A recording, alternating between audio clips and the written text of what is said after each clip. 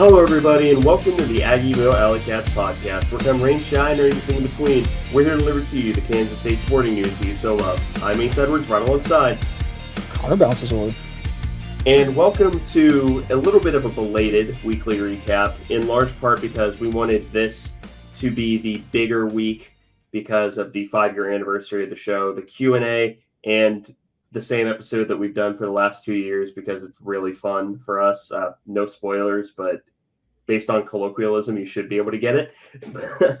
We wanted it all to be this week, and that just happened to work out for me because I was moving on our usual recording day and just finished moving boxes, not done unpacking yet, but finished moving boxes into the new place. But you're not all here to listen to my life updates. You're here to listen to, the biggest week in terms of pure commits in the history of the show for football, at least. I think the closest that we got was, I think we had a week with 5. And then, of course, we had the Avery Johnson week. But in terms of pure numbers, this is probably the most recruits that we've covered in a single episode. And, I mean, we're going to go backwards. So most recent commit as of time of recording, and then the least recent. And a large part of that is because the first commit that we're going to talk about is the number one player in the state of Kansas, and that's Cooper Onmacht, who listed as an athlete. Yes, that shows in his film, definitely an athlete, but will probably play safety for K-State. Yeah, I'm really stoked with this edition because this was one that if you're on the message boards, this is one that kind of seemed to not be going K-State's way for a while, and then the new staff got in and really turned the tide. And for what it's worth, K-State, this was a head-to-head win over Penn State for his commitment. And the reason for that was because he was heavy on Matt Campbell. And so if Matt Campbell was still at Iowa State, he may very well have committed there. But the combination of Matt Campbell getting further away from home and then Colin Klein coming to Manhattan, that seems to have been enough to turn the tide here for K-State. But, I mean, Onmacht is a tremendous athlete. Beyond just being a contributor in multiple ways for Great Bend, he also is a fantastic track athlete as well. Really good jumper there. He's the sort of guy I think that could, if he was going to go to college for track, he'd be like a multi-event type of guy because he's just really versatile. He plays some safety in high school, and he also plays some receiver, and he also does some kick returning and punt returning as well. He's a really excellent athlete. He's got really good break ability on the back end as well. His first highlight in his huddle tape isn't just a textbook route jump for a safety, and then he shows off his athleticism in space. Because he's wildly athletic in space, and that's more than just being fast in a straight line. He's also a really fluid mover as well. He can change his angle pretty quickly too, which as a safety, that's a huge benefit to have. So I'm very high on Cooper Onmacht. He's I think certainly the top player in the state of Kansas this year. This is a bit of a weaker class, but he's someone that in a stronger class would still be a top 5 guy, no question. And in a lot of classes would be top 3. But I'm very high on Cooper Onmacht. He's someone that I think if K-State holds on to him and he develops right, he's, I think, a surefire starter at some point. Yeah, I 100% agree with you that he is a surefire starter at some position and at some point. The thing is with me, I do really like him. I think he has every athletic tool that he needs to be the sort of chess piece defender in a defense where, honestly, we don't technically know what kind of defense Jordan Peterson is going to be running at K-State. to me, Cooper Omnacht is sort of like the prototypical sort of jack safety in the old Clanderman system, where he will line up just about everywhere. And there are a lot of times that, and I want to give both Drew Galloway and our friend Lucas Cook, I want to give them both their flowers because they pointed out that there's a lot of Marquise Siegel in Cooper Onmacht's game, and I definitely see that where he's really really good at going downhill and he's really good at getting low for tackles. There are a few hit stick highlights on his highlight tape. Honestly, I don't want him trying that at the Division 1 FBS level. I'd rather him be the more heat-seeking missile and go low that Marquise Siegel was.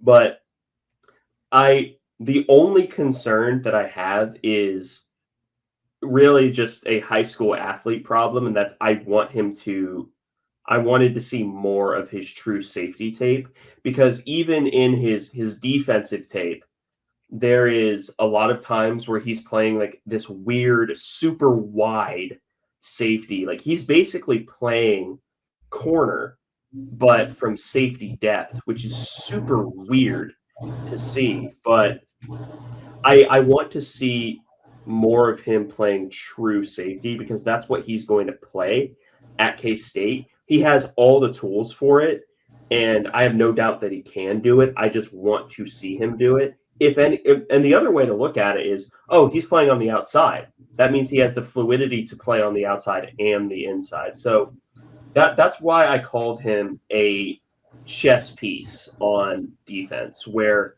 the only thing that I don't really want him doing is being like a tight end eraser.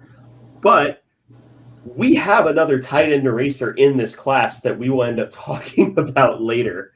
But yeah, I'm really high on the pickup. Obviously, it's great for K-State to get the number one player in the state of Kansas, especially in a head-to-head recruiting win against Penn State, even if it did come down to proximity to home. But yeah, a really good pickup for a staff that I remember for the longest time when Klein was first hired. I'm not sure if people remember this, and maybe I'm misremembering, but people were concerned about if he would be able to recruit defense. He's been recruiting defense better than he's been recruiting offense. And that's not saying that the offense is bad. The defense has just been on another level. Yeah. I mean, I do think people kind of ascribe, and I'm not saying you're doing this is more of like a general thing. I think people do ascribe a lot of outcome and recruiting to just the head coach, when the reality is most prospects, the head coach is not taking a lead role. Like, it's extremely rare that a head coach is like going to be the lead recruiter for a guy. Typically, it's going to be either someone where they're like a strong prospect and he has a pre-existing relationship with like their high school head coach or their family, or for like a blue chip program changer type of recruit. I think those are kind of the only ones. But even then, like, coaches, like sometimes like a lead recruiter for a guy may not even end up being a position coach. And sometimes it's going to be Taylor Bratt. I mean, like guys will connect with who they'll connect with, and like that's typically who you want like doing the recruitment, either that or the position coach. But yeah, it's definitely not been an issue, and it also definitely helps that there's a lot of really good recruiters on the defensive side of the ball on the coaching staff. Jordan Peterson, probably chief among them, but Jordan Dove at defensive tackles. That's a huge addition there. And then Buddy Wyatt's back too. There's plenty of others, but yeah, I agree. We have been recruiting the defensive side of the ball a little better so far, and that's been a bit unexpected, but that's not to the detriment of the offense, at least. Yeah. And I think that the next commit honestly just shows that it's not to the detriment of the offense, and that's Corell Buckhalter from Colleyville, Texas, listed at 5'10", 190. He honestly might be a touch heavier than that, maybe a 195 kind of guy, just looking at his tape. But the thing that stuck out to me most about Buckhalter is he's a very different style of running back than what we've been used to in the past few years. Because for the past few years, I mean, going all the way back to Deuce, we got guys that were, insane agility guys, insane jump cut guys. Curl Buckhalter, he has some open field moves. And there are a few times that you just have to feel for the poor safety. In fact, there are like 3 or 4 times I can immediately think of that you just have to feel so bad for that poor safety who just got posterized and did not deserve it. But Buckhalter is not that kind of runner where he's going to have a ton of jump cuts. He's much more of a glider when he runs than he is I'll put it like this. He's the type of guy that whenever you see him run, you don't see that immediate burst of acceleration. And it's not because it's not there. It's because everyone just looks like he's behind him because he keeps accelerating. He keeps going. And I do think that I think he has good long speed. It's probably similar to Joe Jackson. But the thing that just stuck out to me was he's good at cutting runs to the backside and to the outside. My big question is interior running.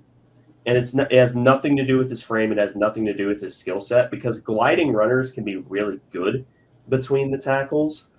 He just doesn't run between the tackles a whole lot. And when he does, the Red Sea has parted because his offensive line just destroyed the other team. But again, good toolsy player with really good speed. He reminds me a lot of Joe Jackson. I think Joe has a lot more sort of twitch and wiggle to his game. But I also think that Buckhalter might be a tiny bit faster. I do agree on the Joe Jackson comp. That's kind of the vibe I was getting from watching his highlights. I do think, at least for me, he showed a little more agility than Joe Jackson did. But I do agree with the want to see more aspect of his running between the tackles, but that doesn't negate that he's really good at getting a run outside, and he shows some really great vision. I mean, typically, vision you want it to be or you're measuring it with how well he's finding the hole in between the tackles. But something he did really well that you kind of have to look for, but you start to sense it after a few of his runs outside, is he is really good at kind of steering defenders. He kind of operates like he's controlled by a joystick almost, but he makes very slight changes, very subtle changes, but they're enough. And that indicates he uses his hips pretty well. He's got quick feet, and he's good at setting up blockers to be in a good position to block for him. So he's effectively almost sometimes it almost looks like a mini punt return at times. There's a few of those that I saw where he finds his blocker and he's able to get the right angle to not just get outside, but also to force the defender to make a decision on the blocker that otherwise may have not been ready to make a play. So Buckhalter definitely showed a few advanced traits, and I agree on the speed. The speed's good, maybe even very good, but it's not quite elite. But that's not the end of the world for a running back. And I think that's kind of what you were saying too. I mean, Deuce, I think, was clocked at in the high 4.5s, which isn't anything to sniff at, but it's not elite by any stretch of the imagination. That you don't have to run a 4.3 to be a great running back. In fact, a lot of excellent running backs have been guys that aren't burners in the traditional sense, but are great at using their speed and getting to speed quickly. That's where Deuce was so good. That's where DJ Giddens was really good too, was getting to speed quickly. And I think Carl Buckhalter is someone that does that. But like you said, he isn't always accelerating as fast as he can. He is lulling defenders to sleep. And finding angles. He kind of reminds me of some of the running backs that A&M had, and that they aren't elite athletes in the sense of straight line speed, but they seem to have kind of a ingrained understanding of how to manipulate defenders that is really difficult to teach. It's something DJ Giddens had for sure, and Deuce did as well, although Deuce was able to rely so much on having elite level agility.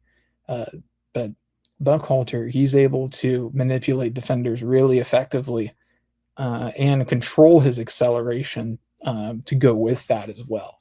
So I'm a huge fan of Corell Buckhalter, and I see the vision that they're going for with this running back room. And yeah, he reminds me a lot of Joe Jackson. Joe is very much a full speed ahead and like make moves at full speed guy.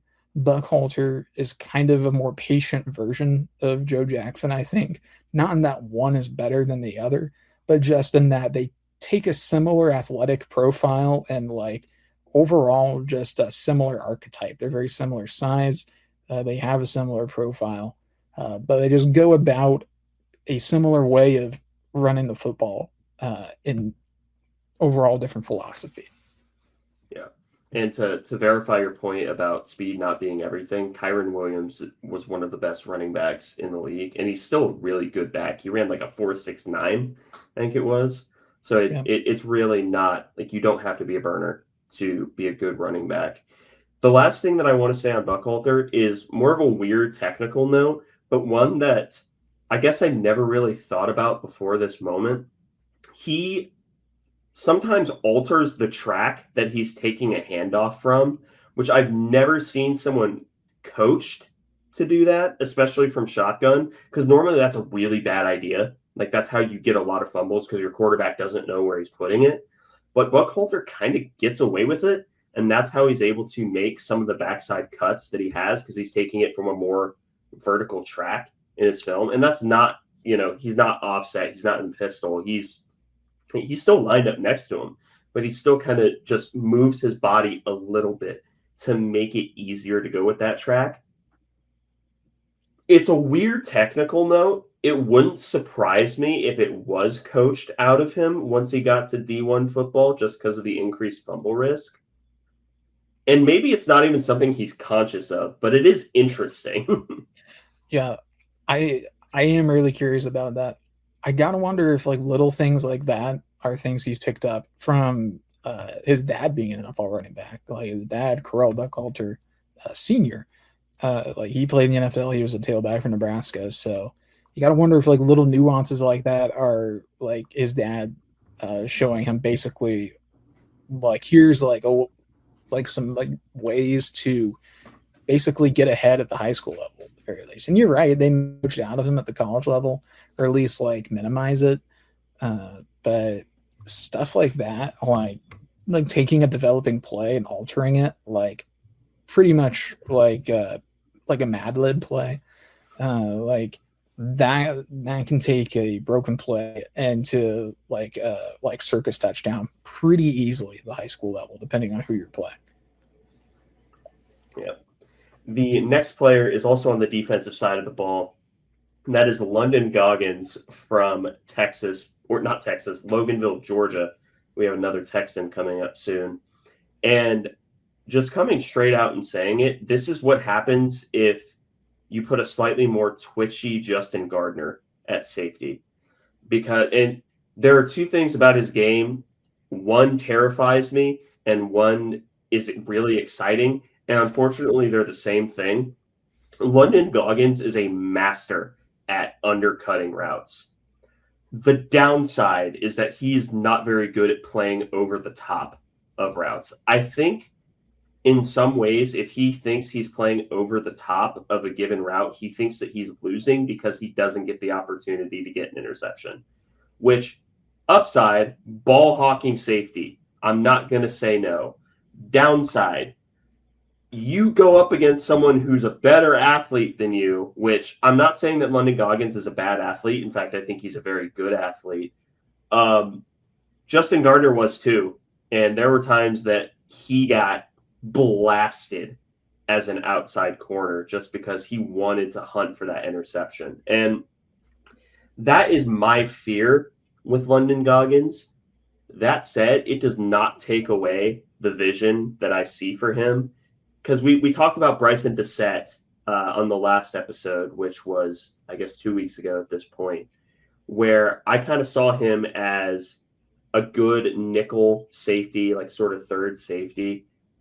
I think that you could get away with having Dissett on first and second downs and Goggins on third and fourth downs, because Dissett is going to play his assignment really, really well, going to be able to be in the area. He may not get a whole lot of in the way of interceptions or big plays, but he's going to do his job. And then you bring in Goggins on those more pressure downs and just have him play free. And not free safety. I don't think he's a free safety. I think he's more of a nickel / strong safety. I think the dream for him would be strong safety coverage, like in parentheses, strong safety coverage, because he will roam the middle of the field and undercut routes really, really well. But I've talked a lot about him. It's just because his one trait is really easy to talk about. No, I really like London Goggins. I think if Anatoni Taki was not in this class, London Goggins would be in like hot pursuit of being my guy in this class. Like I really liked his film. Like it's exciting. Like you said, there's definitely like long-term concerns about the play style and how it translates. But I'm still a huge fan of what he's bringing to the table when it comes to coverage on the back end. His instincts seem pretty strong.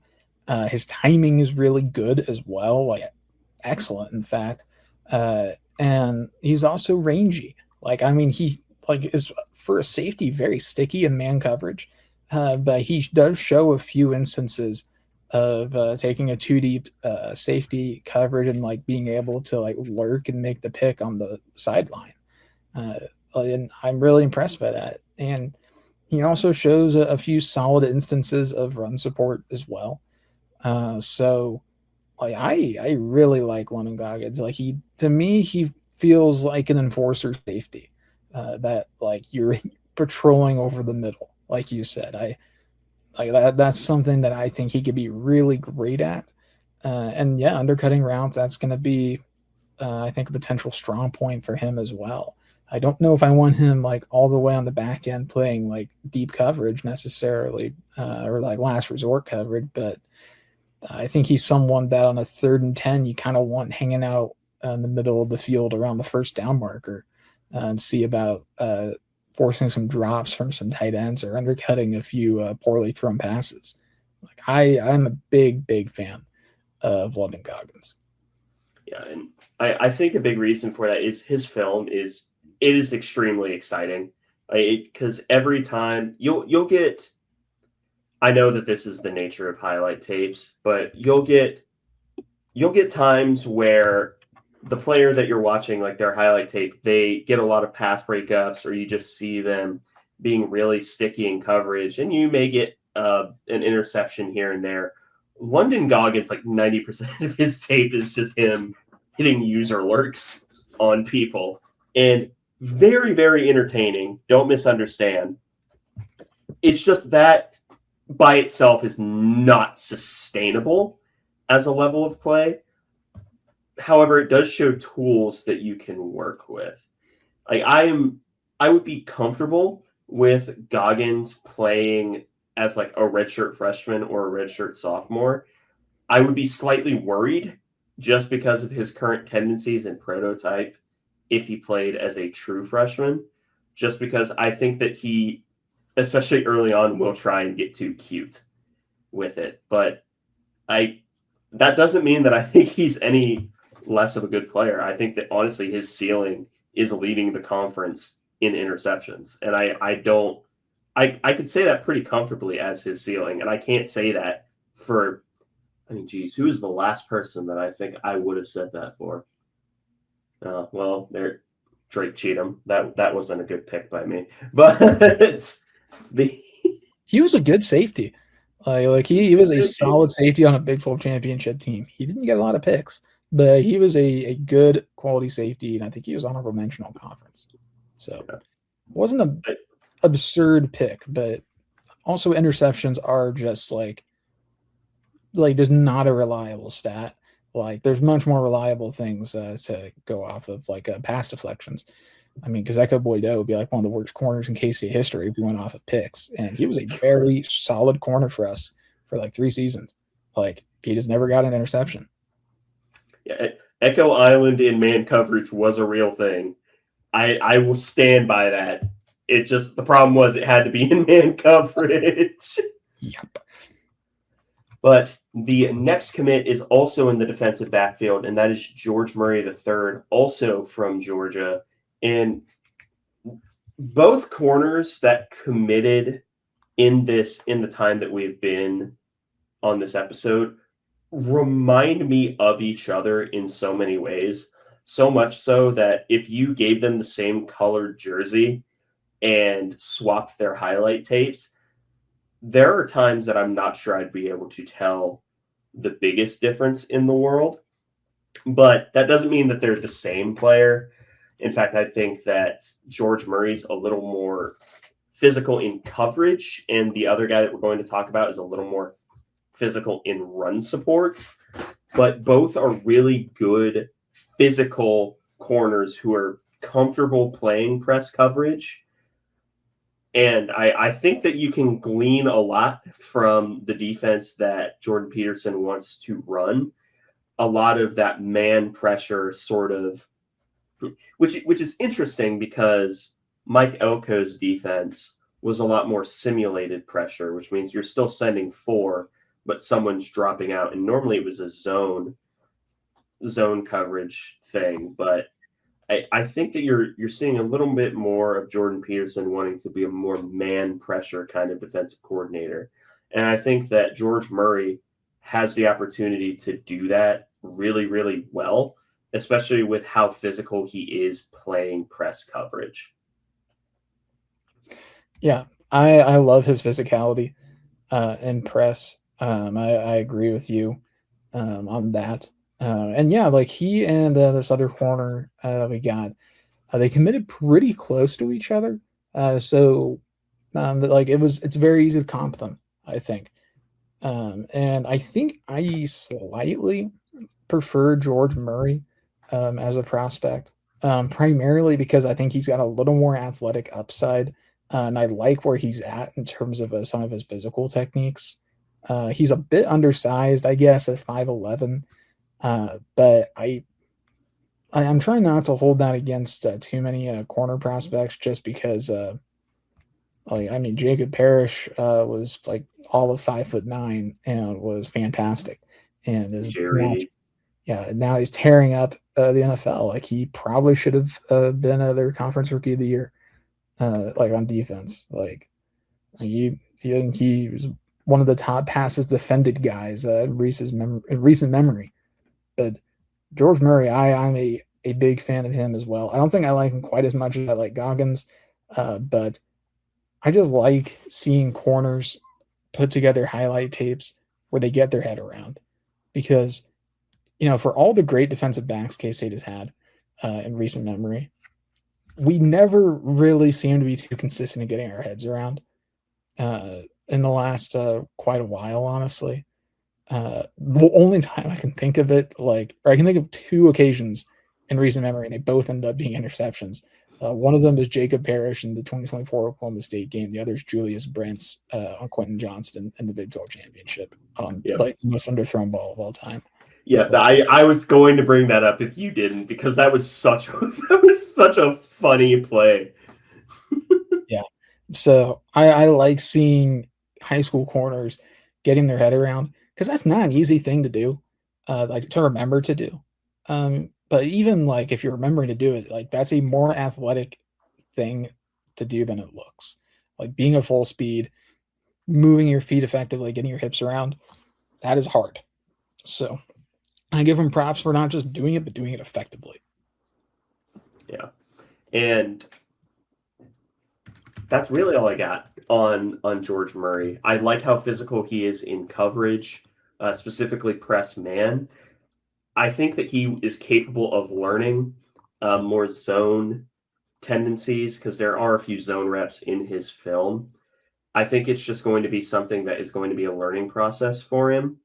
And it's probably going to be in a defense that, although they are recruiting these physical press man corners, there's been a tendency, especially lately, to turn high school press man corners into press zone or press match corners. So maybe that's the plan there. So that way Jordan Peterson keeps the simulated pressure style of the Mike Elko defenses. The point being, we don't really know. We don't really know what type of defense Jordan Peterson is going to run, whether it be a true 4-2-5, whether it be one of those 4-3 or 3-4 hybrid systems, or whether it be the 3-3 tight system that we ran last year and called the 4-2-5. That's not a 4-2-5. It's a 3-3 tight. Get it right.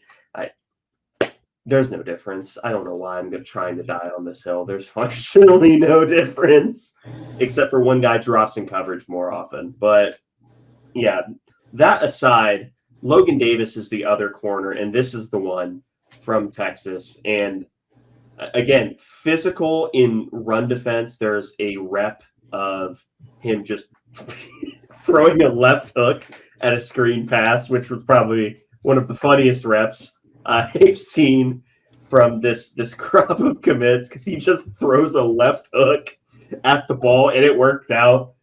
He also has a corner blitz that was a really good rep, and his on-3 profile picture does terrify me, just because he's got really big eyes in that picture. But Logan Davis has more zone film than Murray does. He's taller than Murray. I think that he's closer to a finished product, but I think that Murray has a slightly higher ceiling just based off of athleticism. That being said, Logan Davis is still a really solid corner that there's just not a whole lot to say about him, except for one thing.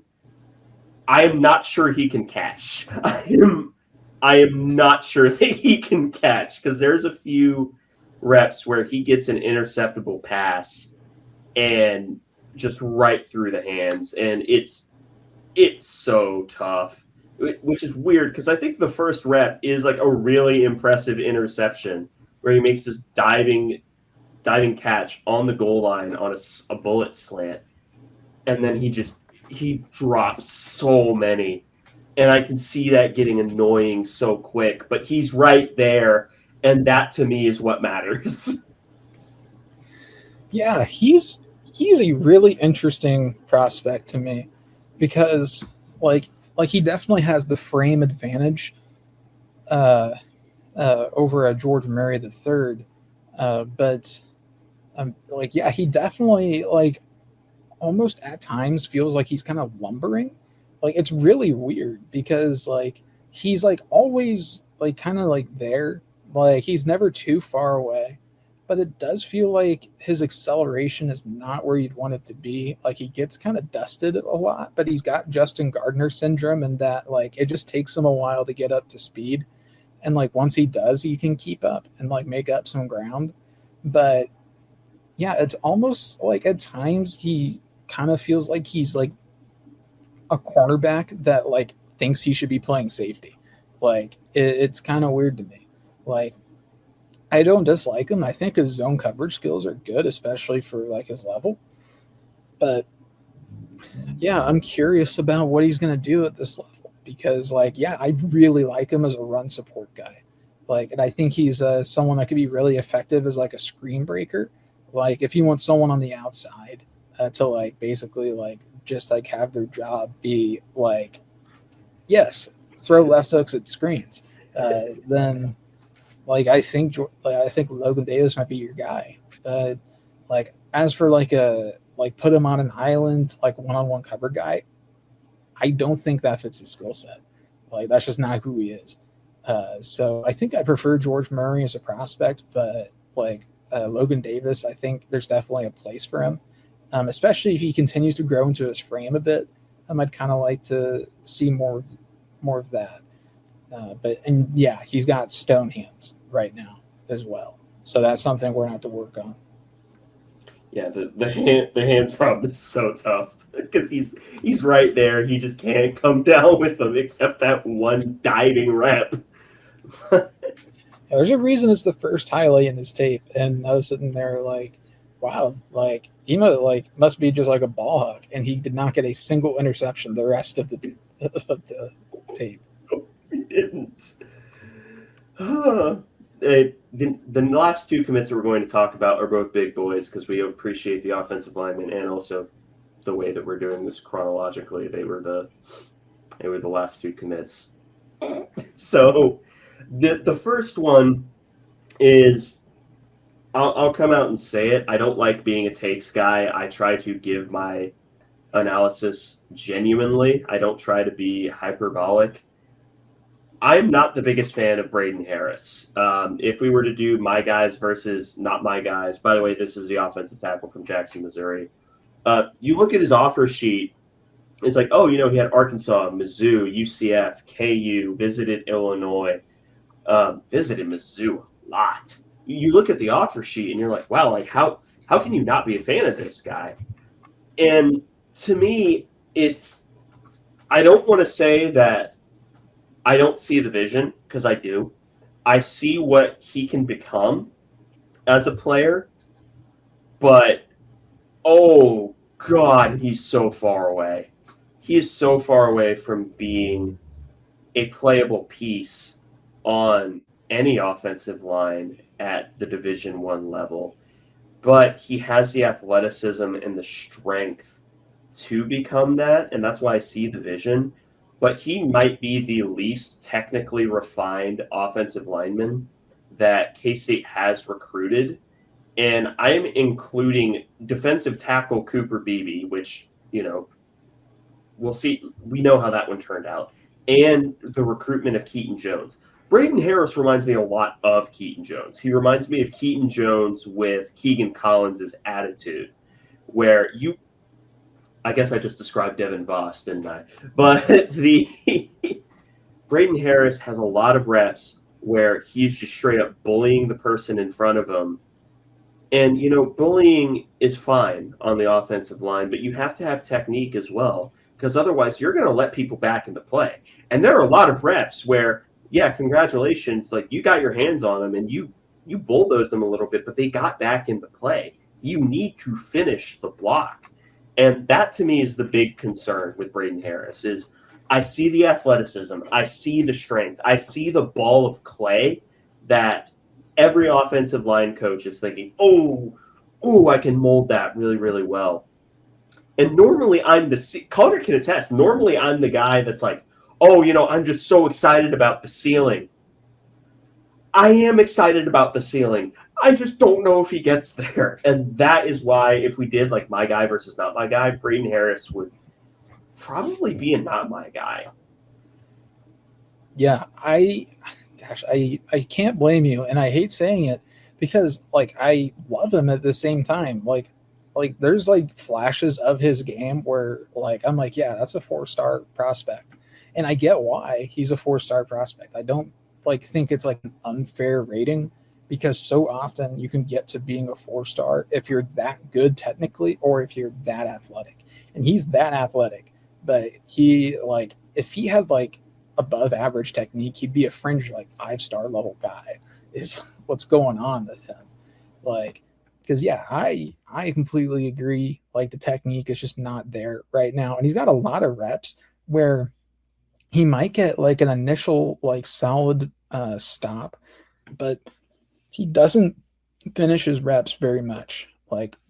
And that's something that, I know these are his junior year highlights and he would have had any spring camps he may have gone to or any summer camps he's been to so far, any weight room work, or he may otherwise, done a lot of development that we just can't see, that we aren't privy to.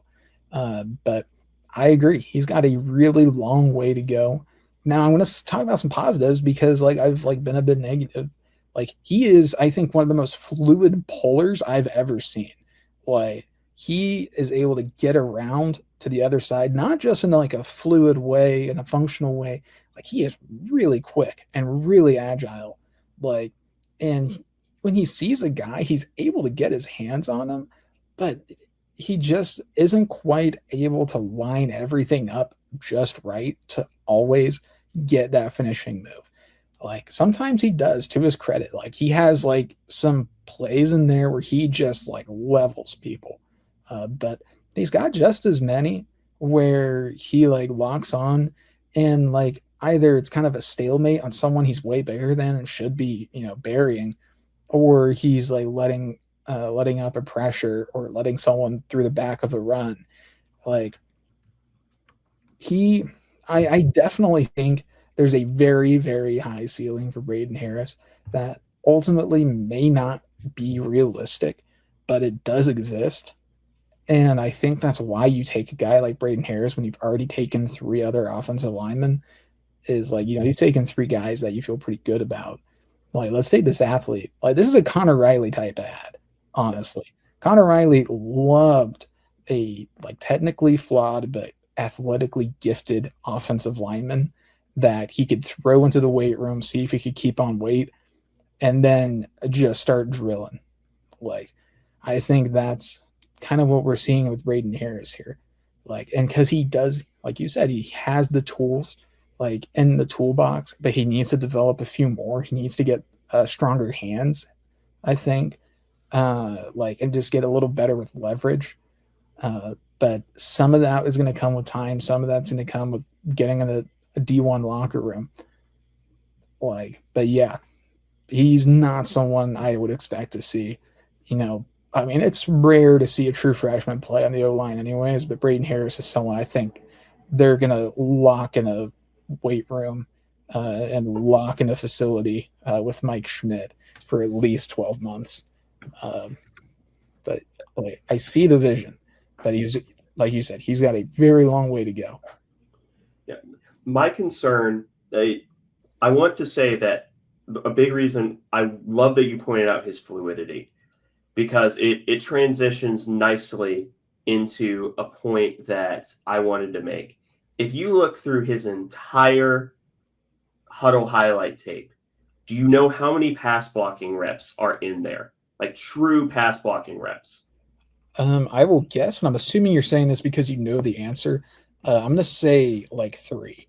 0. That's kind of crazy.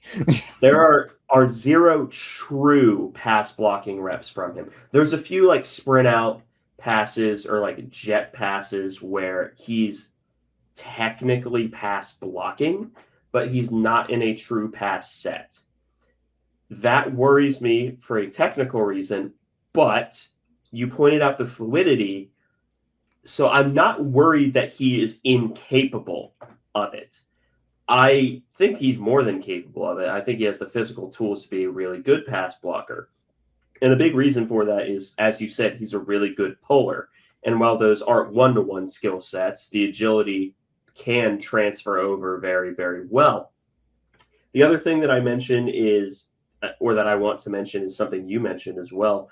There are a lot of times where he should be just putting someone on their ass just with how big and how strong he is. He's just not getting square. There is one, and it's a really unfortunate freeze frame. But there is a freeze frame in one of his highlights that he put there himself. So there's no way he didn't see it, where his left arm and his right arm are legitimately forming like 90-degree angles from one another. He's like, there's no way to describe it without looking at it. Both of his arms are at right angles away from his body. It's like he's sprinting, but in reverse. And like that, you ain't blocking a damn soul like that. I don't care if you're at the second level. And technically, he sealed off the linebacker, but also the linebacker just kind of fell. So I get it. And this has sounded very, very negative for me. I understand and I respect that. I am trying to be cautious with this type of prospect because I've been burnt on ceiling before, specifically with offensive linemen. And, I hope that we look back on this and I look like an idiot and Braden Harris is like an all Big 12 tackle because he was able to put it together. Because the tools are right there. They're all right there. he just needs the technical coaching, and the want to block is still there. He is in love with just knocking people over. And that's the kind of attitude you love from an offensive lineman. That's why I said he reminds me a lot of Keegan Collins, where Keegan Collins was an asshole in his tape, and that was one of the best things about it was he was just bullying people, and it worked. Braden Harris is similar.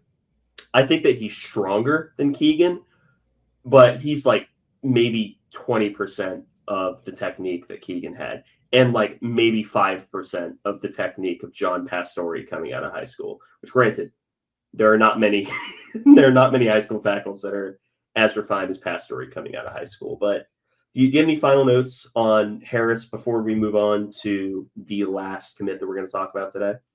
No, I'm good to move on here. All right, so we move on to another offensive lineman, this time an interior guy in Kelvin Iwu from Texas, 6'3", 285. You look at his offer sheet, another really good offer sheet, Utah, Houston, Georgia Tech, also South Dakota, or San Diego State, not South Dakota State. That's different SDSU. But all those are running teams, and I get it. This is someone that, I see it. I think technically he's good. I think physically he's good. He's a playable guard. And the other weird, every prospect has to have one weird thing that I notice. He pass blocks as a guard almost in the way like a tackle does, in that he has a weird kick slide at guard, which, I mean, hey, if he wants to be a really short offensive tackle in like a pressure situation, as in like everyone else on the line is dead, I'm not angry at him like kicking out being a sixth man, but yeah, he's strong enough, he's agile enough, he's technically sound enough. My only question with him is he's kind of the anti-Braden Harris, where I don't think his ceiling is ridiculously high, but I think that you can play him at pretty much any point in his career and not be terrified at the idea of having to do that. Yeah, no, I'm kind of with you. Like I liked Kelvin Iwu. I like his tape. Like he's a very classic guard. Like if there was like a Hollywood screenwriter that was told to write a movie about football and they'd never really seen football before, if you gave them an hour to like research everything to know about football, this is probably the type of guard that they would come up with. Just a really big guy, kind of like bowling ball archetype. And like I like Kelvin Iwu. He has like a quality that I think like we don't call out as much, and is that he's really good at blocking down. Like that is a valuable quality to have for an offensive lineman. That, I mean, like if you don't know what you're doing, block down.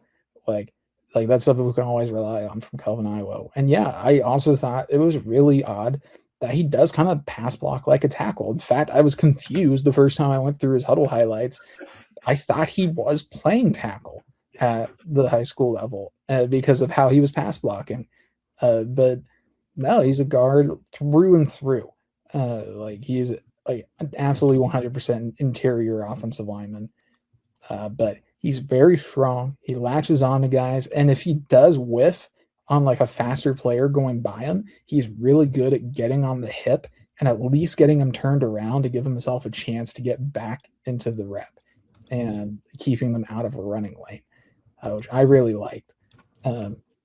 He's also, for his size, pretty decent at getting to the second level.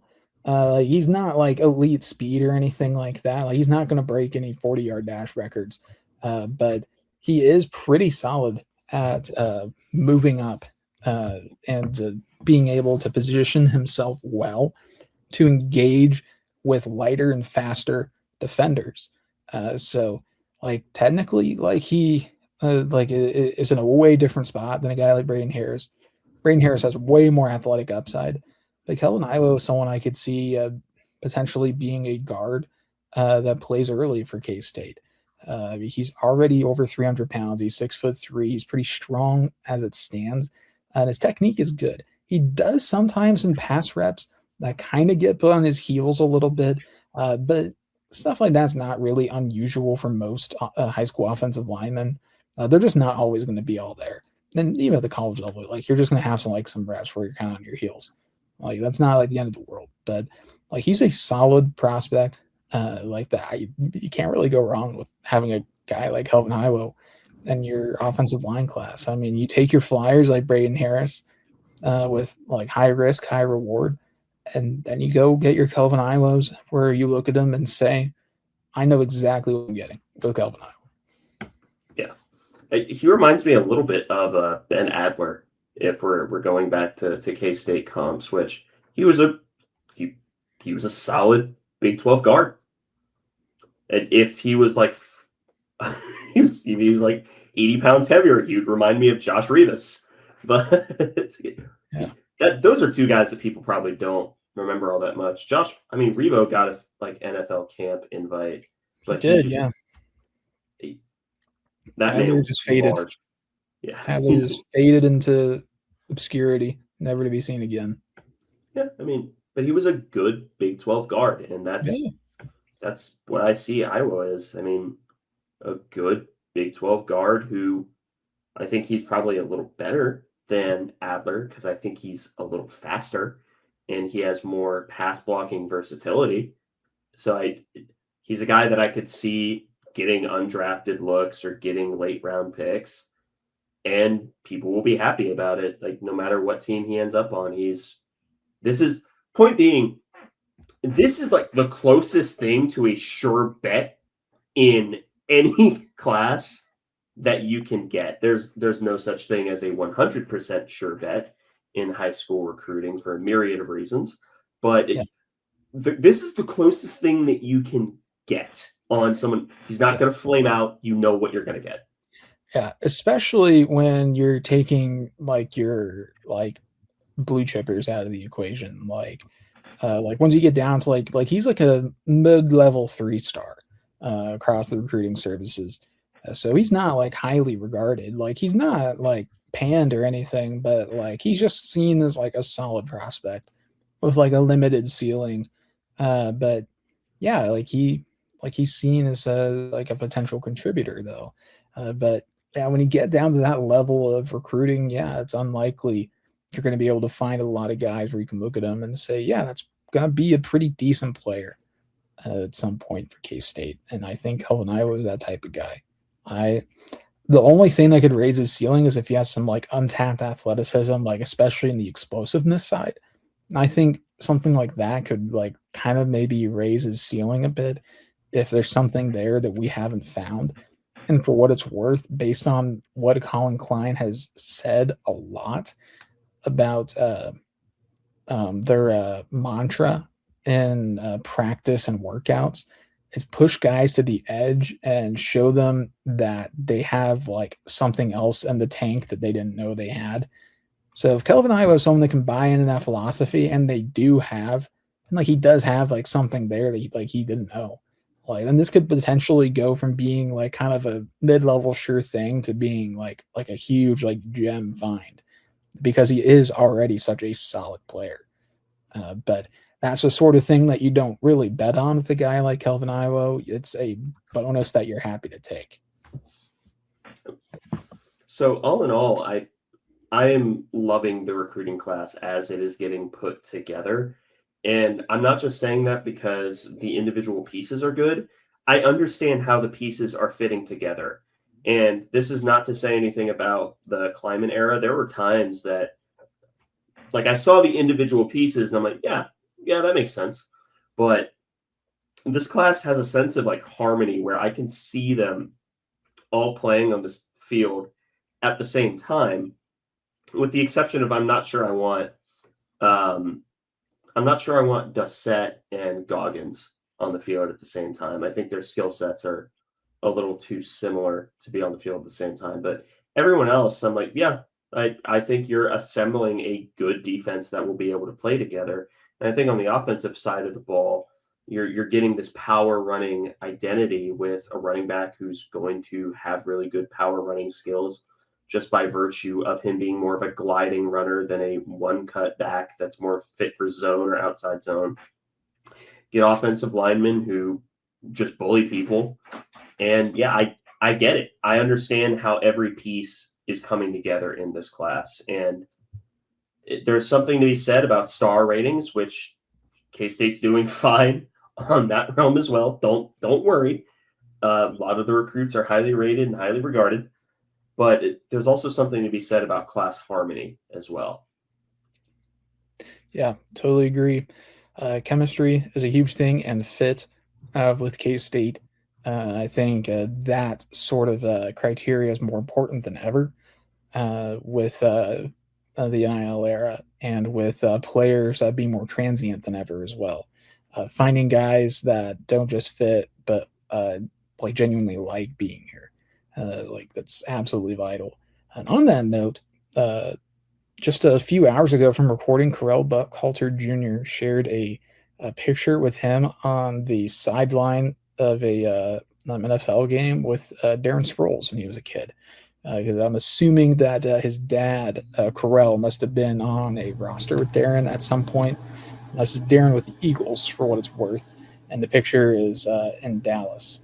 And then Buckhalter, he's wearing an Eagles shirt with Darren. So, yeah, there's a great example of a guy that's got not a strong connection to K-State, but he's got at least a little one. And his dad would be familiar with K-State from his time in Nebraska. So, like I'm not saying every prospect has to just know K-State already, like before you recruit him, but like it's things like that like help to connect a guy to where they're going. So that way you don't kind of start from scratch. Yeah. But that's pretty much all I have. Do you have anything else as well? Nothing else from me. All right. Well, if that's the case, thank you all for listening to this episode of the Aggieville Alleycats podcast. If you want to follow or contact the show, you can follow us just about anywhere at Aggieville Alleycats. And if you want to email us, we're AggievilleAlleycats@gmail.com. If you want to follow us on a more personal note, I am at ACEdwards00. I'm Connor Bounce, or capital C, capital B. And if you want to support the show financially, please be sure to check out the official Aggieville Alleycats merch store. Link found in our podcast and Twitter bios. But most importantly, thank you all for listening to this episode of the Aggieville Alleycats podcast. Where come rain, shine, or anything between, we're here to deliver to you the Kansas State sporting news you so love. Stay safe, Alleycats.